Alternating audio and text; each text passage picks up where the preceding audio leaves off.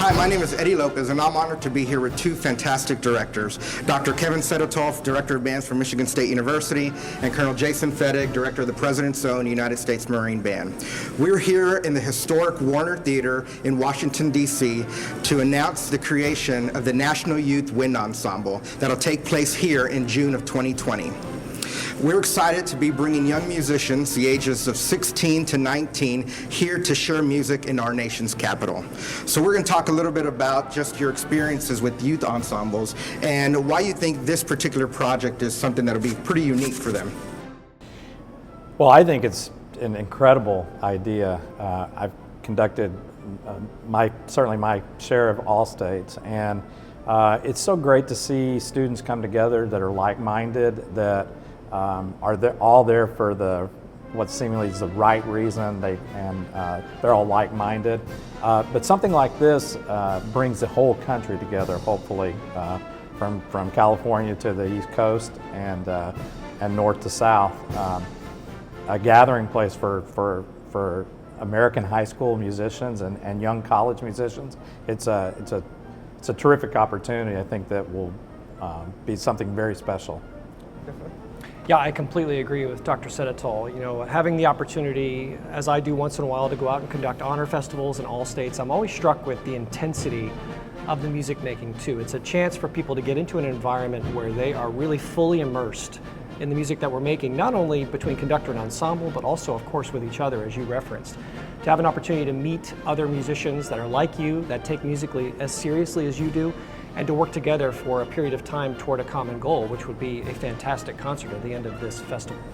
Yeah, definitely. And you know, not only are they going to be able to come and share music together, but they're also going to be able to see things that they don't normally see in their hometown. So coming to Washington, D.C., you have the history of, you know, they're going to be able to tour the barracks, watch a rehearsal with the President's Own, and also enjoy an evening parade. So why don't you talk a little bit about how they would do that and kind of what their experience is? Yeah, I think for a training musician, there's no substitute for being able to hear professionals play and to be able to watch professionals and high-level ensembles like great collegiate ensembles perform and rehearse.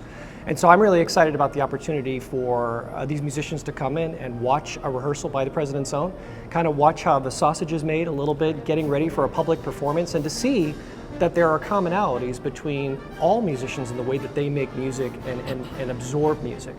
And so I hope that experience will be fruitful. Coming to Marine Barracks, Washington, which is a very historic building, we have a lot of artifacts going back hundreds of years, including the artifacts related to John Philip Sousa, who was the 17th director of the band that I now conduct, the Marine Band. And then also to see another side of military music, especially in coming to a Friday evening parade, which is a very famous ceremony that happens every Friday during the summer. It's world famous. Thousands of people come every week to watch Marines execute Marine Corps ceremonial traditions. And the Marine Band and the Marine Drum and Bugle Corps, the music is a huge part of that ceremony. It's a very impressive thing to watch. Yeah, and I had the pleasure of going to tour the barracks last year, and it was great just to see the things in the cases, the original manuscript, getting to see John Philip Sousa's baton. Yeah. It was just great to see that, and then also observing a rehearsal of the President's Own. And you have a special relationship with the President's Own as well, so you want to explain a little bit about that? My daughter-in-law is now part of the horn section in the President's Own, which I'm very proud of. She's also a Michigan State grad, and so it's the opportunity for these students to witness something that's so historic within band lore is so unique, and I think is something that students really should consider when thinking about auditioning for something like this. That yes, there's going to be a concert, we're putting a band together, and it'll be very special, but the opportunity to do something like this, I've never done this. I've never been to the Marine Barracks before. I'm as excited about this as maybe any student would be, because it's this is the premier band in the country, and to see where John Philip Sousa walked and worked, and all of the really special musicians that's been part of this, it's a very, very unique opportunity.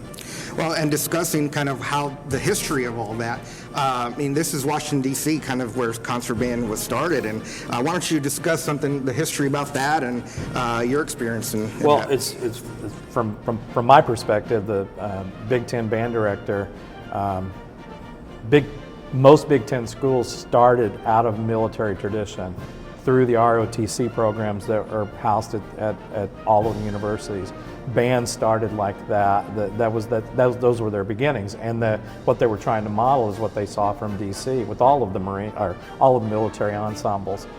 So they largely started out as marching units first, for whatever the case may be, for football games, for parades, whatever the university needed, and then those ensembles morphed into the concert ensembles. But usually it was just that was the ensemble. There was one, the marching ensemble and the concert ensemble, exactly the same people for many, many years. If you go back and look at the uniforms of most of the bands that started probably in the late 1800s, they're all military style uniforms and were for a very long time, for probably their first 50 to 75 years. The uniforms never changed. So, and that's a direct reflection from the military in Washington, and so there's a big link between those the universities and the military bands in the Capitol. Yeah, and that's exactly right. I think just thinking about what you see you go to these band halls all over the country and you see the original pictures and you see them in their military uniforms and how that kind of created and turned into what it is today. So you want to talk a little bit about that? Yeah, well, I mean, Washington D.C. is really one of the founding cities of band music in this country. I mean, and the Marine Band is the oldest continuously active professional band in the entire country. In fact, it was founded in 1798, started in Philadelphia, but then quickly moved down here in 1800. So band and Washington, D.C. have been synonymous for more than 2 centuries now. And the Marine Band's been here ever since. And as bands in America evolved over the course of the 19th and 20th centuries, they of course exploded and blossomed into all of the wonderful programs we have today in this country. Not only all the great military bands here in Washington and across the country, but all the great collegiate programs, like the wonderful collegiate program at Michigan State, all came from that military tradition. And now America is really a country of bands. We have some of the best bands in the entire world. And to have an opportunity to come and explore that repertoire and explore that history and those traditions with not just one conductor, but 2 conductors, hopefully will be a very appealing thing for the young students who are part of this program. Definitely. Well, I'd like to thank both of you for being here, joining me in announcing this National Youth Wind Ensemble. Again, we're excited to be together to bring young musicians from across the country here at the Warner Theater in June of 2020, and we hope that you apply, and we look forward to having you next year.